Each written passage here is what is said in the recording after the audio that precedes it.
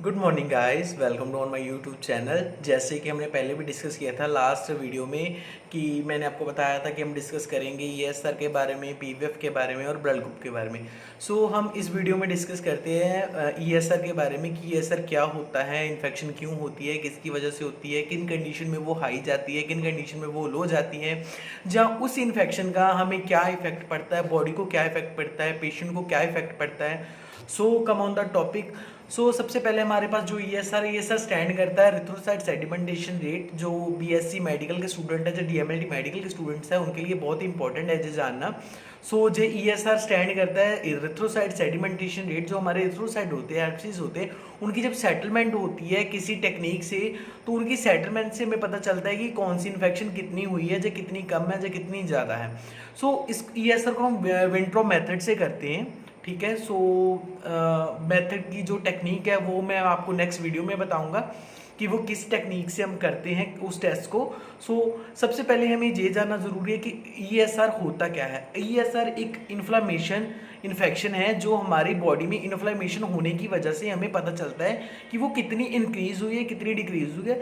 इसकी इंक्रीजिंग और डिक्रीजिंग से ही हमारी बॉडी में जो मैनी टाइप ऑफ डिसऑर्डर्स होते हैं या फिर many type of cancer sales होते हैं, प्रोड्यूस होते हैं, इसकी इन्फ्लेमेशन से ही हमें पता चलता है।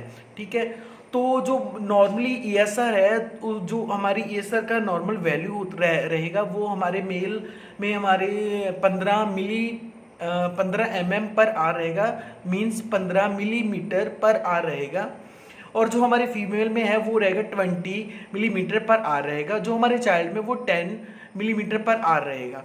ये हमारी नॉर्मल वैल्यूज आ गई। अगर कहीं सम टाइम हमारी जो नॉर्मल वैल्यू इरेज करती है, जो नॉर्मल वैल्यू से ज़्यादा जाता है, तो उस कंडीशन में क्या होगा, उसे हम इन्फ्लेमेशन डिक्लेयर करते हैं पेशेंट को।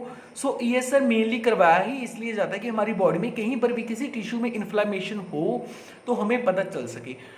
इन्फ्लेमेशन किस वजह से हो सकती है, जहाँ इन्फ्लेमेशन जो हाई रहने पर कौन सी इन्फ्लेमेशन, कौन सा जो हमें डिसीज प्रोड्यूस करती है, जो कौन सी हमें किस तरह की बीमारी जो लगाती है, या किस तरह की बीमारी हमें पता चलती है इन्फ्लेमेशन से। पहले हम जो इसको विंट्रो मेथड से इसका मेयर करते हैं। ठीक है। जब हमें उसका रिजल्ट मिलता है, अगर हमारा जो इन्फ्लेमेशन हमारा 60 mm पर आर से अबव जाता है, या 70 mm पर आर से अबव जाता है और ये कंटिन्यूसली रहता है, इसको किसी भी मेडिकेशन से ये क्योर नहीं हो रहा। ठीक है। तो इट मीन्स कि पेशेंट को प्रॉब्लम है, उसके टिश्यू इन्फ्लेमेशन है, या फिर उसमें बॉडी में कोई इन्फ्लेमेशन है। ठीक है। और जो किन कंडीशन में इरेज जाता है, जो पेशेंट की किन कंडीशन में इरेज जाता है, प्रेगनेंसी में इरेज जा सकता है, अनीमिया में इरेज जा सकता है, ऑटोइम्यून डिसऑर्डर में इरेज जा सकता है। ऑटोइम्यून डिसऑर्डर जैसे हमारे आर्थराइटिस और ल्यूपस हो गई। ठीक है। आर्थराइटिस का हमें सभी को पता ही है, और ल्यूपस डिसीज का भी हमें सभी को पता ही है। और सम किडनी डिसीज में भी ये इंक्रीज जाता है। सम किडनी डिसीज में क्या होता है कि जब किडनी किसी चीज़ को अच्छे से फिल्टर नहीं करती तब भी इंक्रीज ईएसआर जाएगा। प्रेगनेंसी में क्या होगा, पहले भी हम बात कर चुके हैं कि प्रेगनेंसी में टीएलसी और ईएसआर दोनों ही इंक्रीज जाएंगे पेशेंट की। रीजन इज दैट कि प्रेगनेंसी होती है, दैट्स वाई। आफ्टर दैट जो हमारे पास है जो हमारा ईएसआर है, जब वो उसकी इन्फ्लेमेशन हमारी बॉडी में होती है, ईएसआर की वैल्यू इंक्रीज होती है, तो ये some kind of cancer cells भी प्रोड्यूस करता है, और कैंसर की वजह से भी ईएसआर की वैल्यू है जो इंक्रीज जाती है।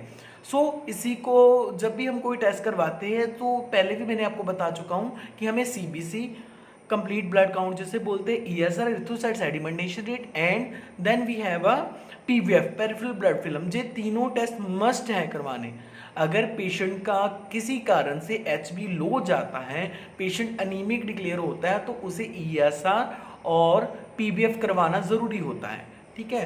तो ईएसआर के क्या नुकसान है वो मैंने आपको बता दिया है। ठीक है। जो क्योरेबल डिसीज़ है, ये नहीं है कि इसका क्योर नहीं होगा, जो क्योरेबल डिसीज़ है। जे ईएसआर का कोई ज़्यादा खर्चा भी नहीं है, जस्ट 50 और 70 रुपीज़ में जे हर लैब से आप करवा सकते हो। Guys, thank you very much for this. Next हम अगली वीडियो में शेयर करेंगे आपके साथ पीबीएफ क्या होता है, क्यों करवाना चाहिए, और उस टेस्ट की कॉस्ट क्या है, और उसकी नॉर्मल वैल्यू क्या है, और उसके नुकसान क्या है या फ़ायदे क्या है, उससे कौन सी डिसीज़ का पता चलता है। थैंक यू गाइस, बने रहिए for a more knowledge. Thank you very much.